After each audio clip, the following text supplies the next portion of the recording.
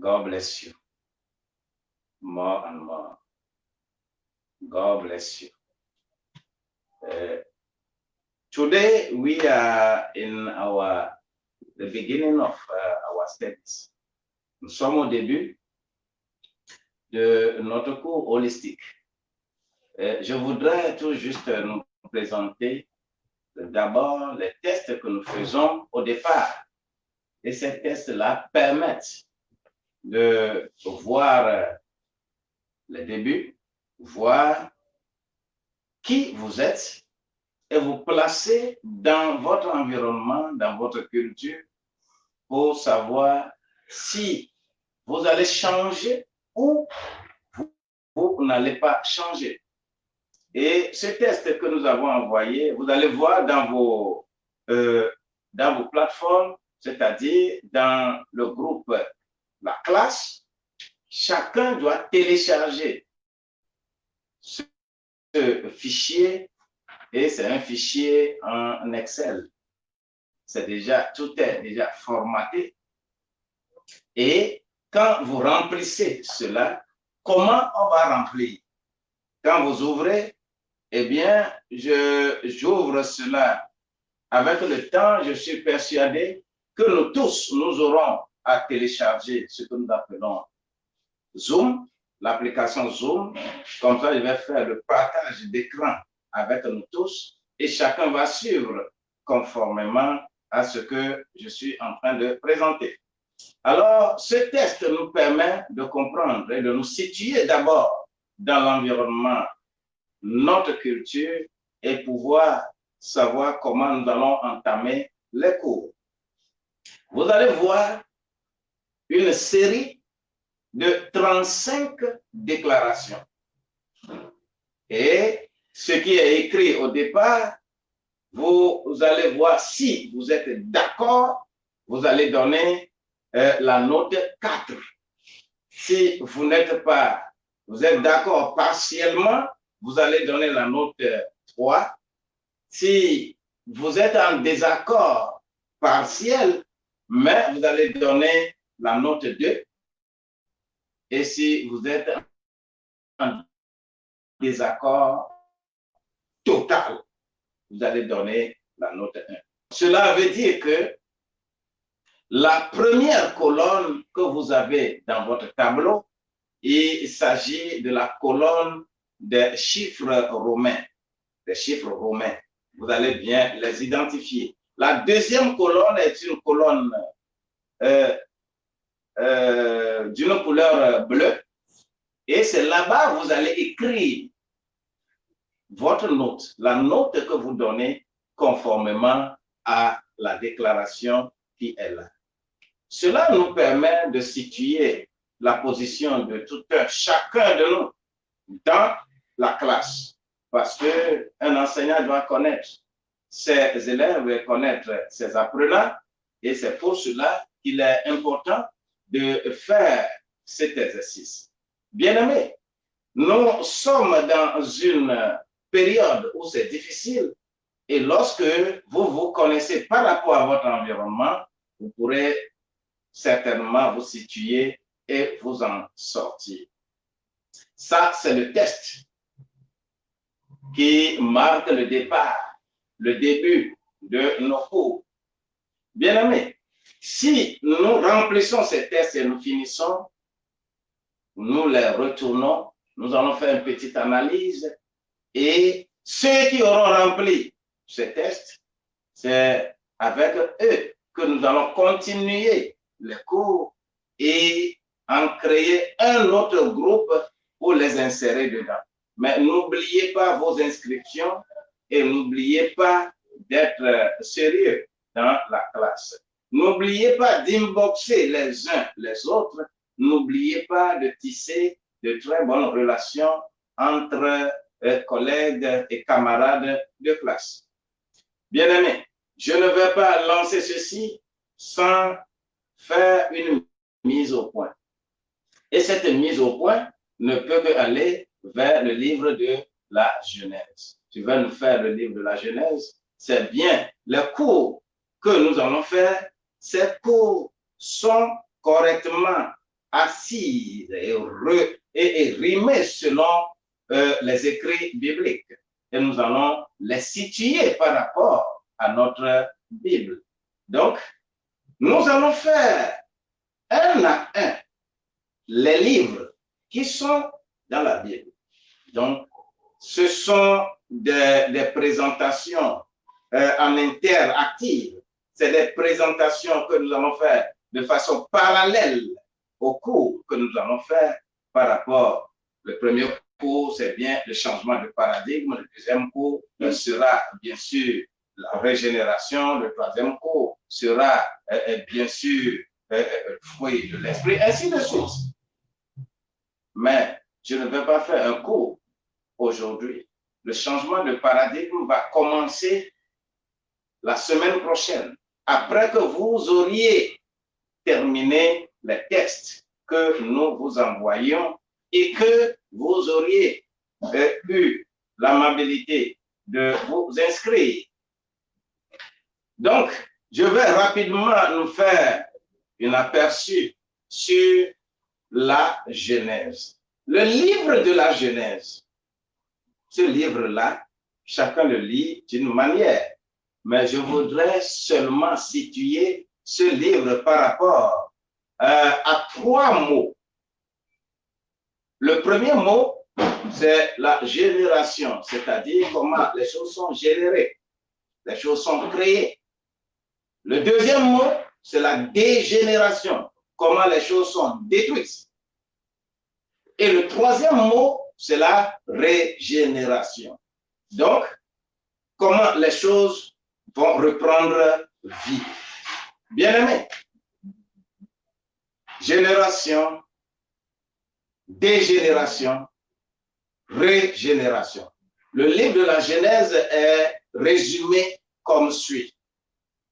Et quand je prends le mot génération, c'est les chapitres 1 et chapitre 2 du livre de la Genèse. Chapitre 1 et chapitre 2. Le livre, là, les 2 chapitres-là vont nous dépeindre ce que c'est la création, tout ce qui est dedans, comment c'est important de comprendre que nous sommes créés libres et que nous pourrons réellement vivre libres.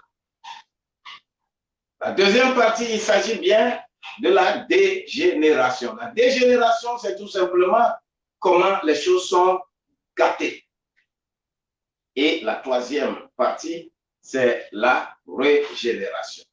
Je prends d'abord la génération. Nous savons que dans Genèse 1, il y a la création du monde. Comment le monde est créé, le premier jour, le deuxième jour, le troisième jour, le quatrième jour, le cinquième jour, le sixième jour. Et comment Dieu s'est reposé. La Bible tout entière est déjà résumée là-bas. Et que nous devons comprendre cela. Mais le chapitre 2 va nous donner l'image réelle de comment on a maintenant fabriqué. Créer est différent de faire. Les Anglais disent to do and to make. Les architectes dessinent, font le plan d'un bâtiment. Et après, on construit le bâtiment. Le plan du bâtiment ou la création des choses, c'est le chapitre 1. Mais mettre les choses en pratique, ramener les choses dans le physique, c'est le chapitre 2. Dieu a tout créé, avec toutes les richesses possibles qui sont là, et ces richesses-là, en réalité, personne ne peut défier Dieu dans la création de sa richesse. Malheureusement, les chapitres 3 jusqu'au chapitre 11, il y a problème. Parce que le chapitre 3 déjà, il y a ce que nous appelons le serpent ancien. Ce serpent-là qui est arrivé, il va commencer à faire quelque chose. Ceux que Dieu a créés pour gérer les choses vont faire quoi? Vont désobéir. La désobéissance, c'est le chapitre 3. Et cette désobéissance va continuer pour que le chapitre 4, Caïn va tuer son frère Abel. C'est la dégénération. Les choses se gâtent. C'est comme ça. Et le chapitre 5 viendra parler de tout ce qui est l'âge, comment l'âge des hommes et des femmes sur la terre, l'âge qu'on doit avoir. Et c'est le chapitre des âges. Et ces chapitres vont nous faire apparaître ce que nous appelons la mort. Tu peux être vieux n'importe comment, tu vas mourir parce qu'il y a la désobéissance. Mais cette désobéissance, les gens meurent, mais ils sont quand même ambulants. La mort dont nous parlons ici, il ne s'agit pas de la mort pour laquelle il faut aller t'enterrer dans une tombe. Mais la mort là, c'est la séparation entre l'homme et Dieu. Dieu s'est séparé de l'homme. L'homme s'est séparé de Dieu. Parce que Dieu a chassé l'homme de ce jardin d'Éden et a placé les chérubins pour bloquer le chemin afin qu'il ne touche pas maintenant à cet arbre qui est encore de l'autre côté. Le chapitre 6 va nous dépeindre comment cette généralisation, nous allons nous rendre compte que c'est dans ce chapitre-là que Dieu lui-même s'énerva et il va dire que je regrette d'avoir créé l'homme sur la terre. Parce que il a envoyé des anges pour gérer la terre. Mais les humains vont corrompre les anges. Tout simplement, les filles vont corrompre les anges, même avec leurs fesses. Et ils ont donné des enfants très géants et qui sont là pour créer des problèmes. Bien-aimés, comment Dieu va faire? Dieu va essayer dans cette situation-là, dans le chapitre 7, de faire un plan. Et ce plan-là, il va toujours choisir un homme. Il va choisir un homme. Dieu choisit toujours un homme pour régler ses problèmes, pour arriver à la fin de tout ce qu'il a programmé pour que nous soyons quelque chose de très intéressant sur la terre. Donc, Dieu va choisir un homme parce qu'il va juger la terre. Il a programmé juger la terre. Il va juger la terre avec quoi? Il prévoyait de juger la terre avec le déluge. Et c'est dans ce contexte qu'il va chercher Noé. Il va appeler Noé. Dieu va faire alliance avec Noé. Et quand il va faire cette alliance-là, il va permettre à Noé de construire l'arche dont nous parlons.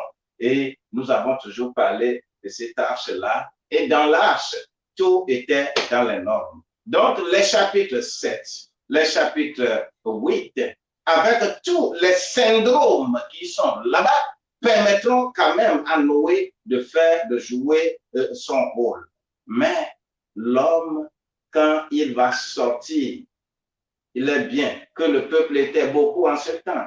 Mais lorsque l'arche là sera construite et que les hommes vont rentrer dedans, ils seront combien? Ils seront 8 à rentrer dedans. Parce que toute la population, par rapport à la dépravation, ne vont pas rentrer. Je vais nous dire en même temps, ici, que ce qui s'est passé là, se passe aujourd'hui.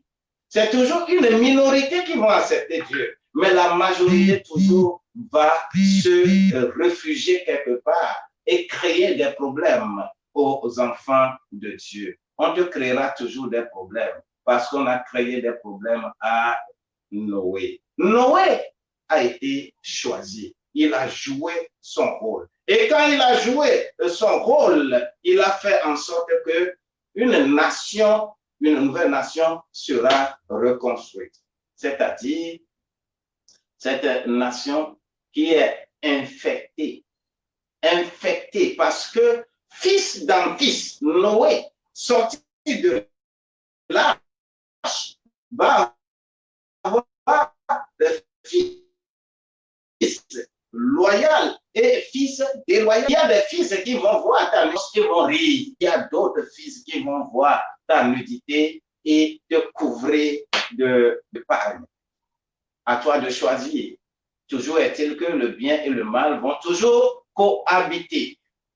Écoute encore.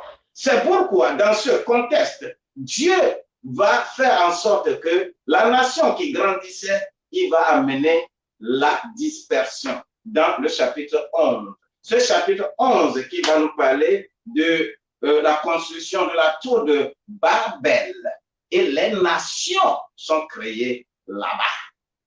Donc, note bien, Dieu choisit toujours un homme, lui permet de fonder une famille. La famille va fonder une nation.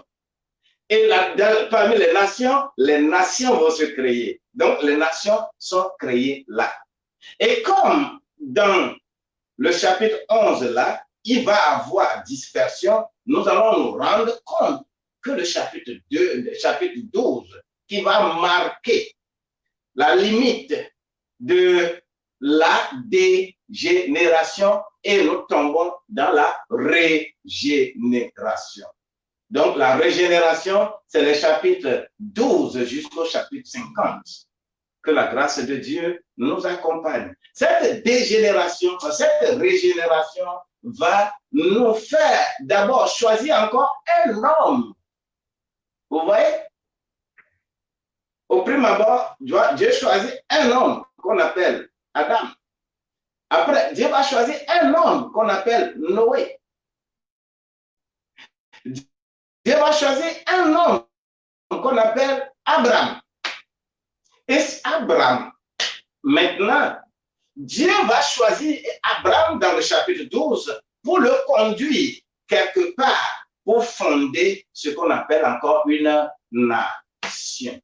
Et cette nation-là, c'est pour sauver toujours l'humanité. Donc, le chapitre 12 va nous dépeindre comment Abraham va sortir de la maison de son père.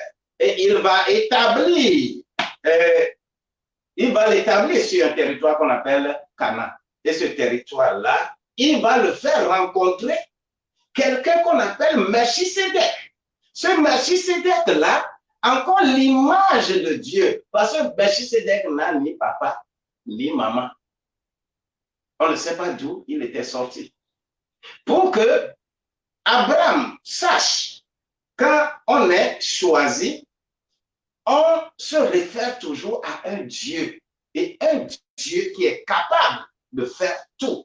Donc, c'est ce Melchisédek que Abraham va rencontrer.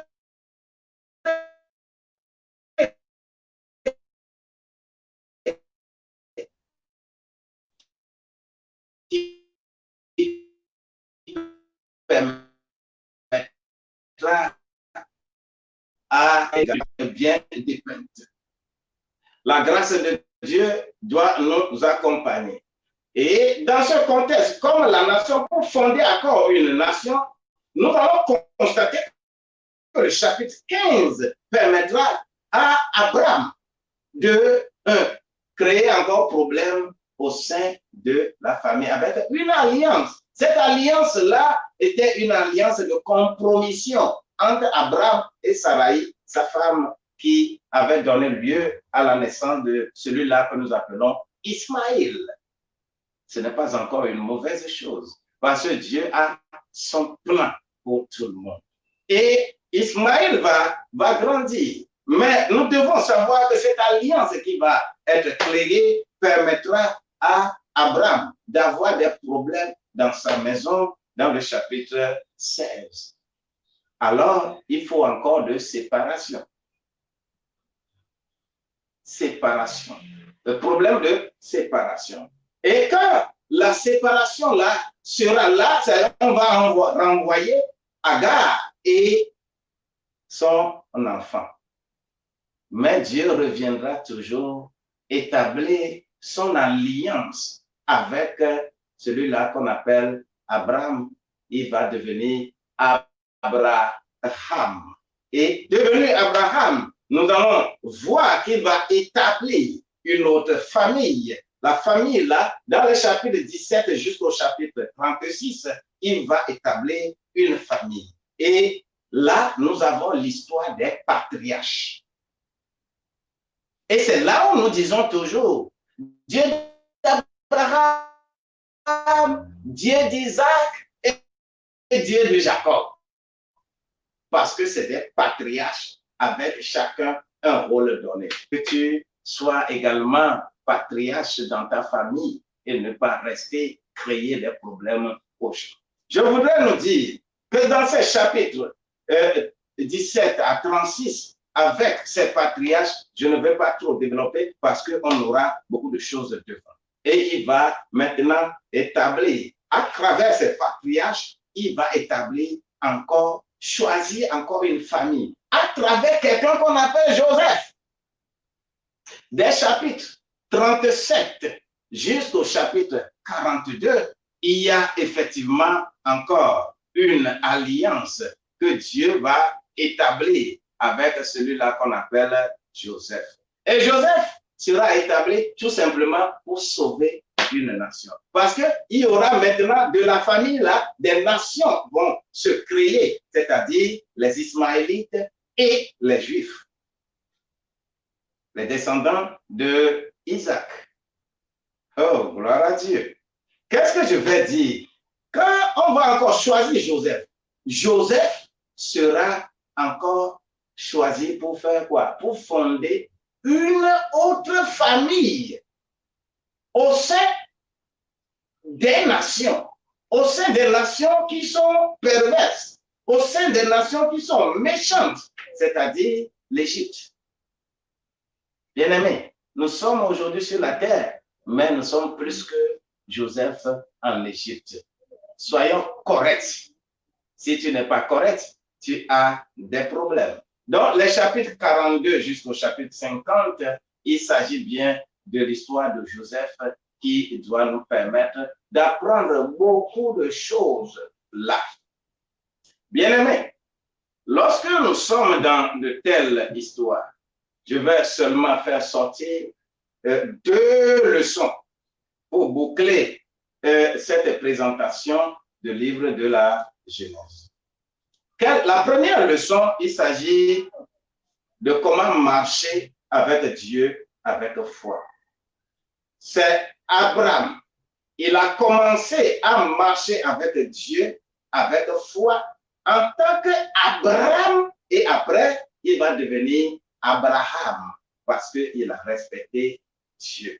Et c'est ce que Paul, l'apôtre Paul, va dépeindre dans Romains au chapitre 4, les versets 20 jusqu'au verset 24. Et il va dire, il ne douta point par incrédulité au sujet de la promesse de Dieu, mais il fut fortifié par la foi, donnant gloire à Dieu. Le verset 25. Le verset 21 dit, et ayant la pleine conviction que ce qu'il promet, il peut aussi l'accomplir. Le verset 22 déclare, c'est pourquoi cela lui fut imputé à justice. Parce qu'on a rendu Abraham juste, tout simplement par la foi. Il faut que lorsque nous commençons les œuvres de Dieu, on va nous justifier par la foi. On ne nous justifiera pas par autre chose. Et nous définirons la foi devant ce que c'est la foi. Le verset 23 déclare, mais ce n'est pas à cause de lui seul qu'il est écrit que cela lui fut imputé. Ce n'est pas à cause d'Abraham seul, mais le verset 24 déclare, c'est encore à cause de nous, toi qui m'écoutes, toi qui me vois, à cause de toi, à cause de nous, que cela lui fut imputé comme justice. Et écoute encore, à qui cela sera imputé? À toi ou à moi? C'est à moi de nous poser cette question. À nous qui croyons que Jésus-Christ est mort sur la croix, il est ressuscité le troisième jour, il est allé au ciel et il a envoyé le Saint-Esprit après. Nous qui croyons comme ça, voilà, c'est à eux que cela nous soit imputé comme justice. Que la grâce de Dieu nous accompagne. Maintenant, la deuxième leçon. La deuxième leçon, c'est la leçon de l'image de Isaac. Et nous allons focaliser cette leçon sur le chapitre 22. Le chapitre 22 avec le sacrifice que Abraham devrait faire avec Isaac. Bien-aimé, ce n'est pas facile. C'est un élément important dans la vie des enfants de Dieu. Isaac comme fils unique de Dieu. L'image de Jésus-Christ qui va venir demain. Bien-aimé, comme Jésus-Christ, la résurrection. Parce que lorsqu'on est allé là, Isaac n'a pas pu être sacrifié, mais on va remplacer Isaac avec un bélier. Et c'est ce qu'on dit dans le chapitre 25 de Romains 4, lequel a été livré pour nos offenses et est ressuscité pour notre justification. Tu es justifié. Et le verset 1 du chapitre 5 va conclure en disant que, étant donc justifiés par la foi, nous avons la paix avec Dieu par notre Seigneur Jésus-Christ. Bien-aimé, c'est ça le livre de la Genèse. Génération, dégénération, régénération. Et ceci, si tu comprends cela sur ce plan, tu pourras vraiment comprendre les livres qui vont suivre, c'est-à-dire Exode, Lévitique, Nombre, Deutéronome, qui sont le Pentateuque. Que la grâce de Dieu nous accompagne. Nous allons chaque fois interférer avec un livre comme ça. Et quand nous le faisons, je pense que cela nous permettra d'être dans la danse de Dieu. Soyez bénis, soyez bénis, soyez bénis au nom de Jésus-Christ. Amen. Arrêtez. Le rouge. Encore. Le rouge.